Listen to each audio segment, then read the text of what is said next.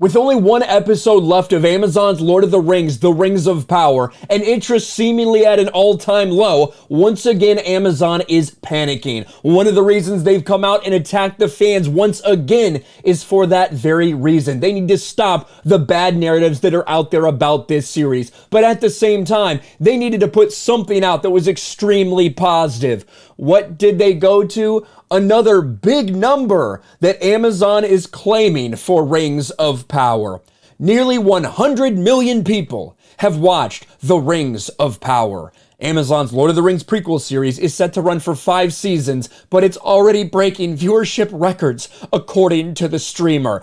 Ironically, although it was the highest series premiere that they ever had, according to what Amazon said, it's not the highest they've had. They've had movies that have premiered on Amazon that have done much, much better than Lord of the Rings of Power. And considering Rings of Power cost $700 million for one season, that's probably not good enough, at least not what they were expecting. But 100 million people, that is certainly a massive, massive number, but it's not the first time we've seen Amazon come out there and say, we had so many people watching this. Don't you remember this? This wasn't that long ago, several weeks ago. Within 24 hours of this coming out, while people are saying it's garbage, while reviews are terrible for it, while the audience score is disastrously low, while Amazon deactivated their own reviews, what did they come out and say?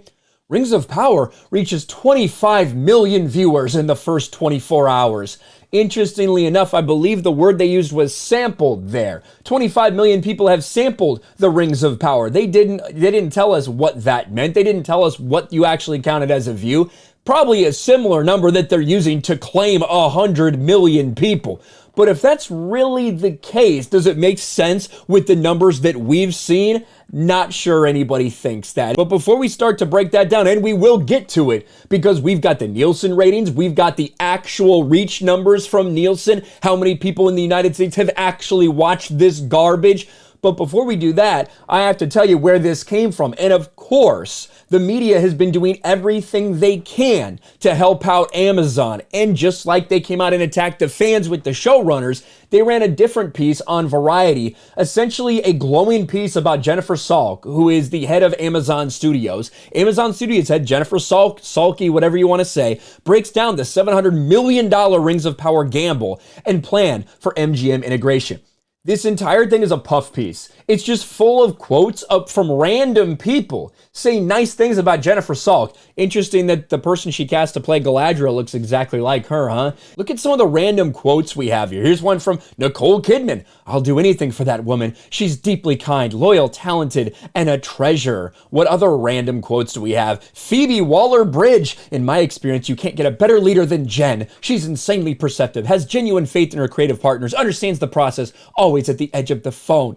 This is, it's almost like they asked Variety to write some sort of glowing piece about her that included a bunch of nonsensical quotes from other people in the industry that don't have any association to what she's doing now. What about Greg Berlanti? She's not a quiet leader. When she wants something, she really wants it. She pursued red, white, and royal blue in the same style she pursued My Policeman. And when she gets something, she's all about what we can do to tee you up for success. Reese Witherspoon, Jen cares deeply about telling female-driven stories. Fucking random as shit. But the one thing that I saw in this article that I knew people were going to use, and I've been waiting for it to come up. 1 month in, how do you feel about the performance so far? We're cresting towards 100 million customers having watched it, so it's a big number. We can't wait to get more info about how the audience all breaks down. We really anticipate, but these last 3 episodes, a huge turnout because it's all coming together and curiosity is at a fever pitch. No, the interest is at an all-time low. If you look at things like paired analytics, which that is hit or miss because that does count people talking bad about it as well. It's pretty much just anyone talking about it. It's lower than it was at the start of this series. That's not good news for them. But when we do look at Amazon Prime Video saying 25 million in the first 24 hours, then 100 million since it's been out, you really have to think, does that make sense? And it all goes back to these Nielsen ratings. Now, the Nielsen ratings this week, well, what came out this week, which actually encompasses what we saw 4 weeks ago when there were 3 episodes of Rings of Power available to watch, the streaming minutes went down. fewer people were watching Rings of Power that week than they had the previous week, the part where it actually premiered on Amazon, as opposed to House of the Dragon, which continues to skyrocket up, jump 30% in those minutes watched. And of course, that only means that the gap that House of the Dragon had over Rings of Power continued to grow. Because even though Rings of Power did top the streaming charts the week that it premiered, House of the Dragon had more people watching because, you know, that little thing called HBO. Nielsen reach figures, a measure of people who actually watched at least 6 minutes of a given program. Rings of Power, 12.6 million. House of the Dragon, 14.5. And considering the fact that House of the Dragon jumped up while Rings of Power jumped down, I think we all understand what that means. House of the Dragon has only grown its lead, gained its lead.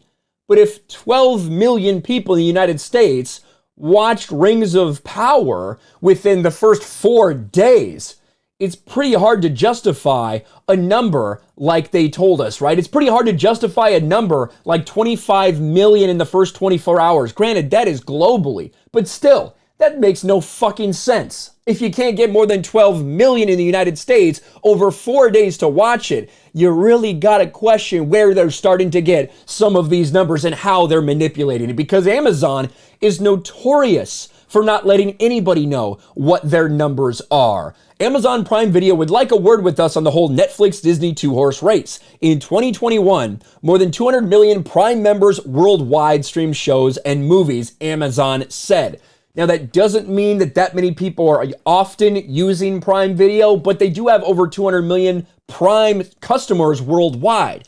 Unfortunately, Amazon does not break out its US subscribers. Amazon doesn't break out exactly how many people are actually utilizing the Prime Video app, because they don't want anybody to know. They don't want people to dig into these numbers. We do know, like I said, 200 million Prime members worldwide, and they claim that 175 million people did view Prime Video, at least in 2021, somehow, some way. So could 100 million people have watched it? In theory, I suppose that that's true. But if that is the case, you then have to ask yourselves, if this is true, if 100 million people have watched Rings of Power, then why are you so desperately trying to protect your ratings? Why wouldn't you allow people to actually rate it? Is it just that everybody has seen it and despises it? That's why you're filtering out 1-star reviews? That's why you're hiding reviews? That's why you had to protect them for a week after it released? Or maybe it's a little bit of both. Maybe it's a little bit that you're fudging these numbers. You're lying about these numbers to make it sound better for your show.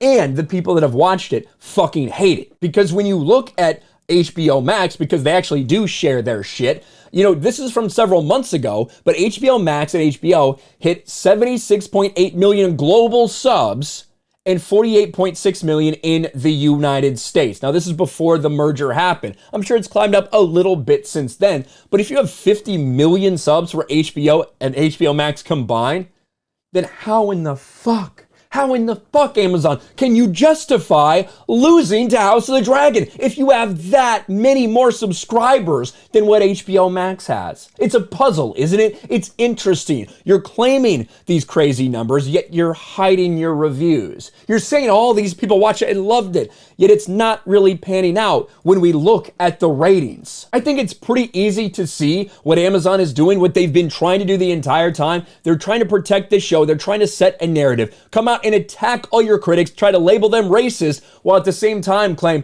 it's just so incredibly successful. Well, why would you need to hide reviews on IMDb, hide reviews on your website, manipulate your reviews, try to wash all the 1-star reviews out of history until we caught your asses? Why would you need to do those things if this show is as successful as you claim? The reality is, either it's not as successful as you're claiming, or everybody despises it, or more likely the case, a combination of both. Let me know your thoughts about this most recent claim from Amazon. 100 million global viewers. Smash a like button, subscribe to the channel, ring the bell for notifications, share this video out there, and I'll talk to you later. Thanks for watching, everyone, and a huge shout out to my patrons. I appreciate you guys so much. Want to follow me on Twitter or Instagram? Check out the description below. You'll find links to my PO box and my Patreon as well. And I'll talk to you guys later.